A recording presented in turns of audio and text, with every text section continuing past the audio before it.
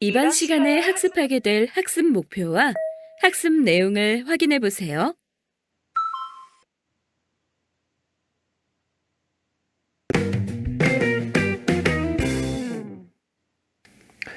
영어에서 동사, 목적어, 그리고 전치사구로 이루어진 것은 동사구라는 하나의 기본적인 유닛을 이루고 있어요. 그래서 수거를 보면은 이렇게 동사에다가 목적어 그리고 전치사구 하나를 갖다가 형상화해가지고 실제로 그 안에 있는 단어가 뜻하지 않는 전혀 다른 의미를 표현하는 경우가 굉장히 많아요.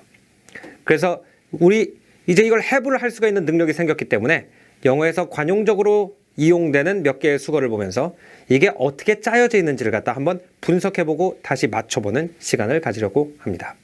Between rock and a hard place 라는 표현이 있습니다. Between은 뭐뭐 틈 사이 이런 뜻이죠. 한쪽에 rock, 바위가 있고 한쪽에 hard place, 딱딱한 곳이 있다면 나는 이쪽으로 가도 딱딱하고 저쪽으로 가도 딱딱한 곳 사이에 있다는 뜻이 되겠죠. 즉 어느 선택 하나 편한 쪽이 없다는 뜻이 됩니다. 그래서 두 가지 선택지가 있는데 두 가지가 다 굉장히 힘든 선택일 때 I'm between a rock and a hard place.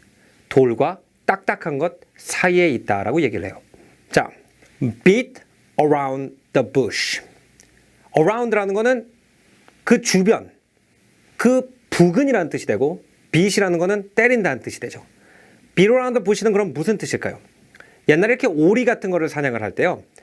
부시가 풀이 무성한 이런 지역을 말하거든요. 그래가지고 옛날에 오리 같은 게 그 안에 이렇게 숨어 있잖아요. 그러면은 그걸 갖다 막대기로 탁탁 때려가지고 오리를 갖다가 날아오르게 한 다음에 밖에서 빵 총으로 쏴가지고 점심거리를 잡았습니다. 그런데 만약에 이 부시를 갖다가 툭툭 쳐가지고 새를 날아오르게 해야 되는데 이 새가 있는 중심부를 때리지 않고 그 주변만 툭툭툭툭 때리면은 쓸데없는 일만 하고 막상 핵심까지 가지 못하게 되는 거죠. 그래서 beat around the bush는 어떤 사람이 비즈니스에 대해서 말을 하거나 부탁을 할 일이 있는데 핵심 내용을 말하지 않고 계속 그 주변 내용만 하다가 암시하다가 그만하고 암시하거나 그만하고 이런 걸 갖다가 beat around the bush라고 합니다. 어떤 사람이 뭔가 나한테 할 얘기가 있는 것 같은데 계속 날씨 얘기만 하거나 딴 사람 얘기만 하거나 이러면은 stop beating around the bush. 옆에만 털고 다니지 말아라. 이런 뜻으로 얘기를 할 수가 있어요. 내가 어떤 결정을 해야 되는데 아니면 어떤 사람한테 결정을 맡겨놨습니다. 어떤 중요한 프로젝트를 추진하는데 투자자라든지 아니면 상사한테 결제를 맡겨놨는데 아직 어떻게 될지 모릅니다. 이럴 때 The project is still 아직 up in the air 라고 표현을 해요. up in the air는 뭐냐면은 위 up in the air 공기 안 저 위 어딘가 있다는 뜻이죠. 그 얘기는 뭐냐면은 공이 빵 날아오르면 어디로 떨어질지를 모르죠. 그래서 up in the air는 공이 날아올라가지고 어디로 떨어질지를 모르는 상황.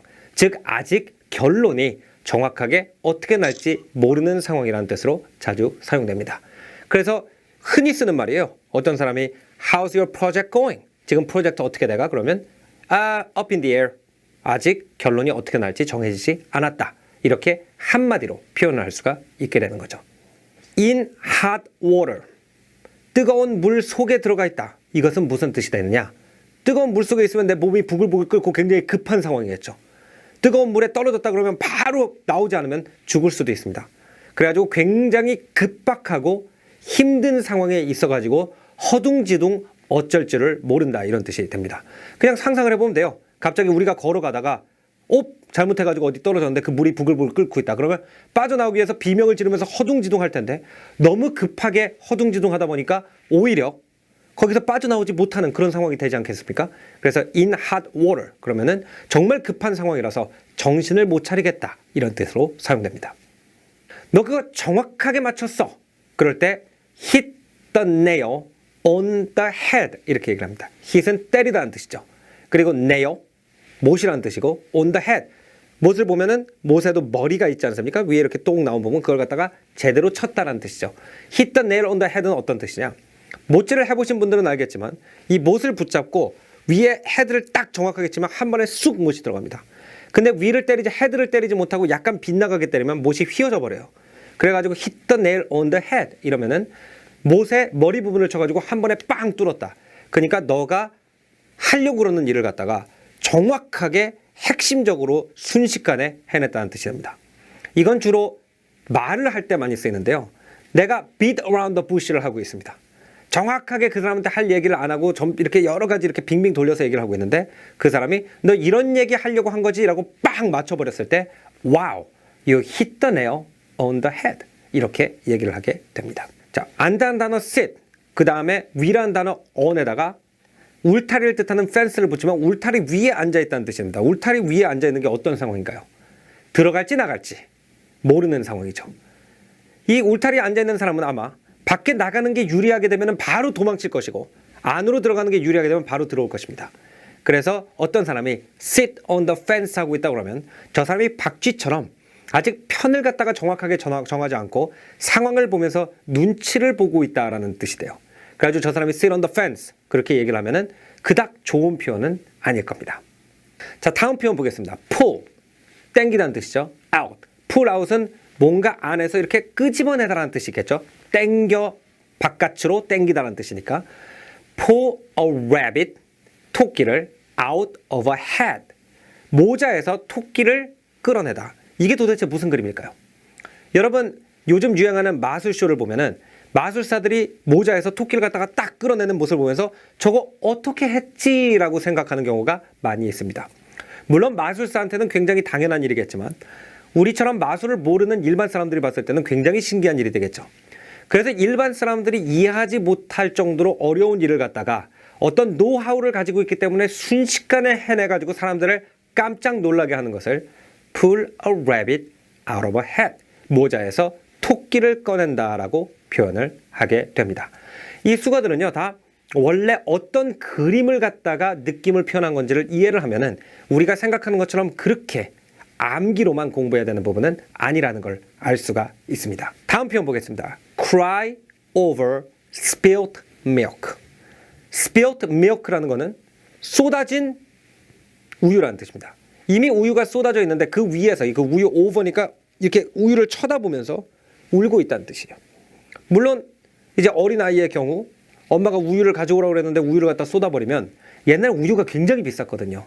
그리고 대부분의 사람들이 고기를 못 먹고 모든 단백질을 갖다 우유로 충당했기 때문에 우유를 쏟아버리게 되면 집에 가면 혼나게 되는 거죠. 근데 이미 쏟아버린 우유를 보고 울고 있어봤자 그 우유는 점점 땅으로 스며들 뿐이지 다시 병에 담을 수는 없는 거죠. 그래서 이미 일어난 어쩔 수 없는 일을 가지고 너무 많이 상심해가지고 고민하는 걸 갖다가 cry over spilled milk, 쏟아진 우유 위에서 울고 있다라고 얘기를 합니다. 그래서 어떤 사람이 이미 다 끝난 일을, 이미 어쩔 수 없게 된 일을 가지고 계속 고민을 하면은 stop crying over spilled milk, 쏟아진 우유 위에서 울지 마, 이렇게 표현하게 되는 거죠. 다음 표현을 보면은 walk on eggshells라는 표현이 있습니다. 아주 조심조심 한다는 거죠. 어떤 일이든. eggshell이라는 건 뭐죠? 달걀 껍데기입니다. 달걀 껍데기 위에서 걷게 되면은 달걀 껍데기가 깨지게 되죠. 그리고 잘못 깨트리면은 뾰족하기 때문에 발에 들어와가지고 박힐 수도 있어요. 그래가지고 마치 달걀 껍데기가 쫙 깔려있는 방에서 조심조심 걷는 것처럼 뭔가 살살 조심스럽게 일을 해내가다, 이런 뜻이 되겠습니다. 이렇게 우리말로 설명하려고 하면 굉장히 복잡한 감정이나 이미지들이 영어에서는 이미 동사 하나, 목적어 하나, 전치사 구 하나가 패키지로 움직이면서 우리나라의 사자성어처럼 간결하게 우리의 감정을 표현하는 역할을 하고 있기 때문에 이런 표현들을 볼 때마다 일단 뜯어보세요. 그냥 외우려고 그러지 말고 동사가 이런 뜻이고 이런 전치사구와 이런 목적어를 가지고 있으니까 그 사람들 머릿속에 이런 게 그려졌구나. 그래서 이걸 갖다가 이런 상황을 표현하는 데 쓰는구나. 이걸 이해하고 지나가면은 다음에 생소한 경우에 이런 표현을 보더라도 아하, 이게 이런 뜻에서 이렇게 쓰였겠구나라는 걸 몸으로 느끼고 감정으로 느낄 수가 있게 됩니다. 그럼 저는 다음 강의에서 다시 뵙겠습니다. 감사합니다.